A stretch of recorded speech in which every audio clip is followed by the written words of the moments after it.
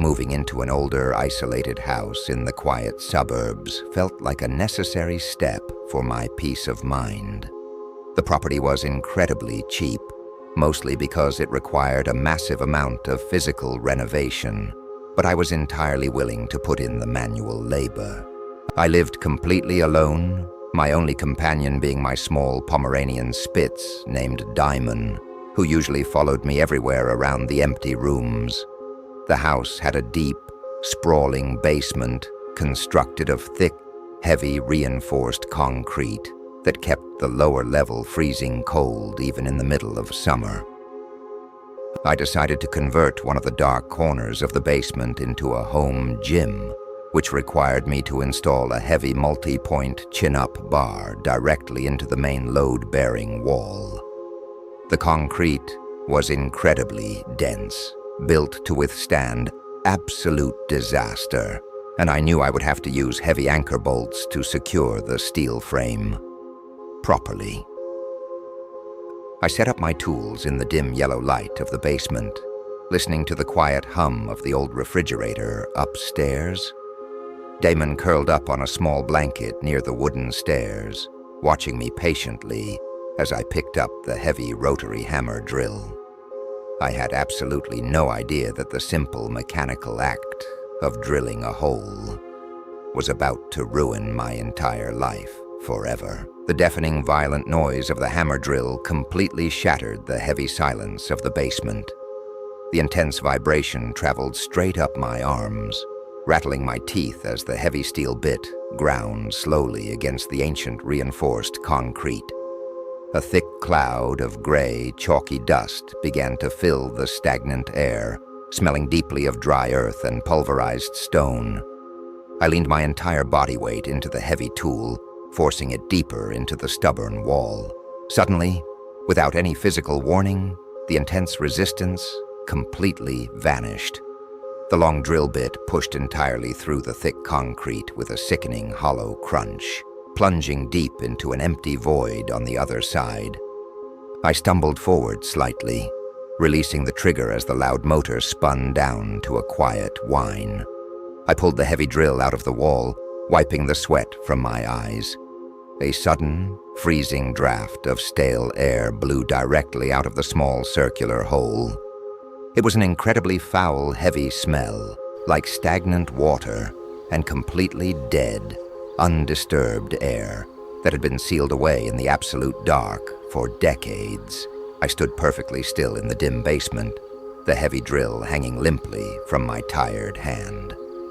I brushed the thick concrete dust away from the small opening and leaned my face completely close to the wall. The cold air brushing against my skin felt highly unnatural. Damon suddenly stood up from his blanket, his small ears pinned completely flat against his head. He let out a low, continuous growl, his dark eyes locked intensely on the small hole in the concrete. I picked up my heavy metal flashlight from the workbench and pressed the bright lens directly against the opening. The powerful beam of light shot into the darkness, illuminating a massive, empty cavity hidden completely between the foundation walls. It was a secret, sealed-off space that absolutely did not exist on any of the original floor plans of the old house. The space was completely empty, lined with rough, rotting wood and damp soil, stretching endlessly into the pitch-black shadows where my light could not physically reach. I felt a deep, primal wave of unease wash over my stomach as I realized I had just compromised the structural integrity of a perfect, hidden tomb. I decided to completely abandon the project for the night, leaving my tools scattered on the dusty basement floor. I went upstairs, locked the heavy basement door securely behind me, and tried to distract my mind with the television in the living room. But the atmosphere in the house had completely and fundamentally shifted. Diamond was acting incredibly strange. He refused to use his new automatic water fountain, completely ignoring the flowing water, and instead stood rigidly near the locked basement door, staring blankly at the painted wood. He had always been a quiet dog, but now his tiny body was trembling violently. The house was completely silent, filled only with the faint sound of the autumn wind rattling the loose window frames. It was nearly 2 in the morning when I heard the very first sound coming from below. It was a slow, deliberate, and incredibly heavy tap against the thick concrete. The muffled sound resonated straight through the wooden floorboards directly into the soles of my feet. It was coming from the exact spot where I had drilled the small hole in the wall. My blood instantly turned to freezing ice inside my veins. I sat completely paralyzed on the living room sofa, gripping the armrests until my knuckles turned bright white. I tried desperately to rationalize the terrifying noise, convincing myself it was just old metal pipes settling or the foundation shifting under the sudden change in air pressure. But the heavy tapping continued, and its highly rhythmic cadence was completely, undeniably organic. It was the sound of something hard and dull striking the concrete with calculated, persistent force. Then the sound began to slowly move. The heavy tapping traveled smoothly along the inside of the thick concrete wall, moving slowly from the deep basement directly under the living room floor where I was sitting. It was dragging its heavy mass through the dark cavity, testing the thick boundaries of its hidden prison.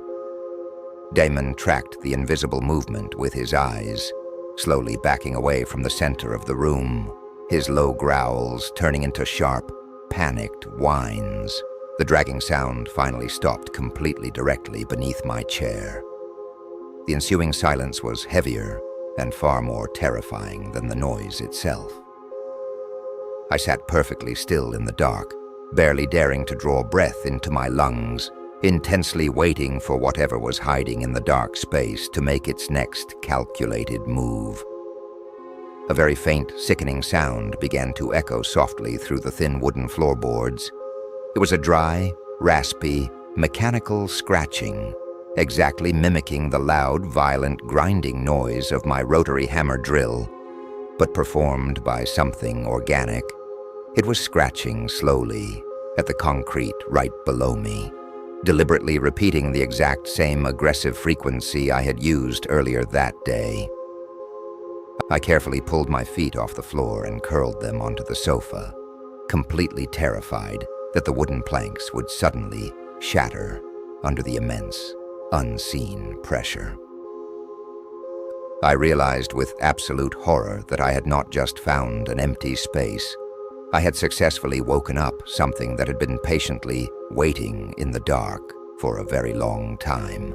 The terrifying psychological pressure escalated wildly over the next 3 days. The heavy tapping in the walls became a constant, unrelenting nightmare that completely destroyed my ability to sleep. Damon refused to enter the living room entirely, spending all of his time hiding under my bed on the 2nd floor. Whenever the oppressive silence grew too heavy, the entity in the walls would begin its dark games.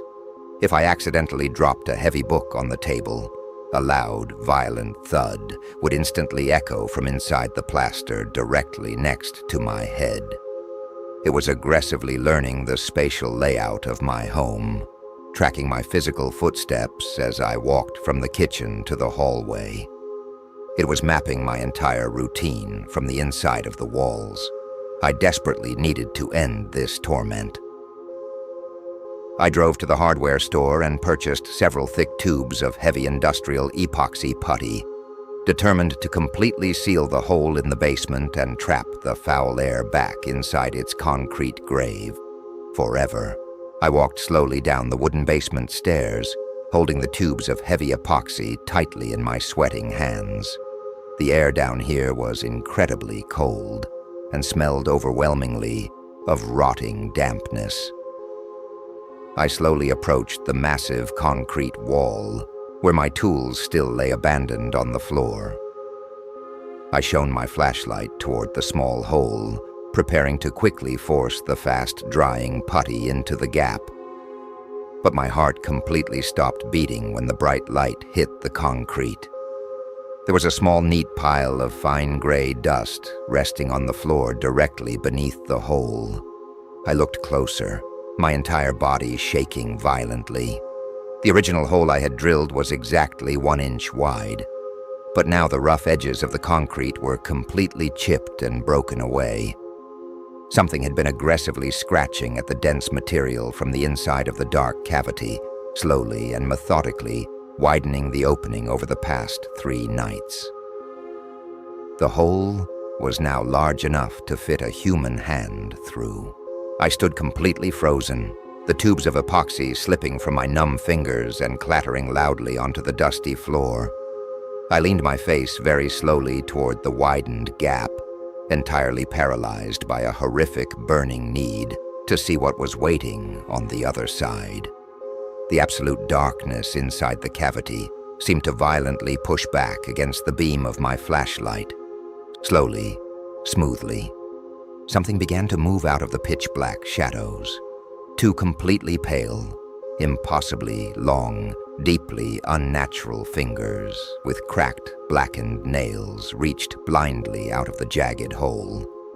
The flesh was completely smooth and gray, looking exactly like dead, wet clay.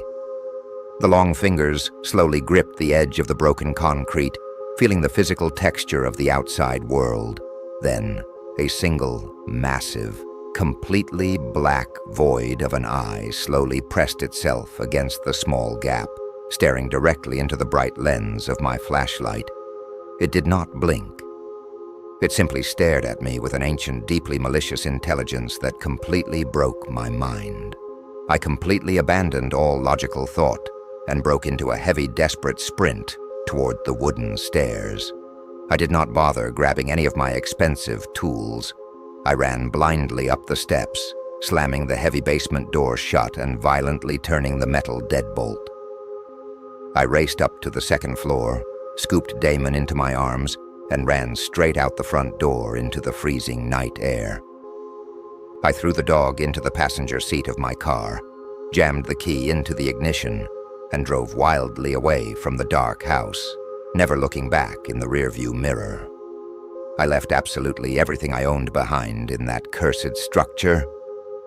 Sitting in the safe, brightly lit cabin of my car, miles away from the quiet suburbs, the horrifying realization completely washed over me.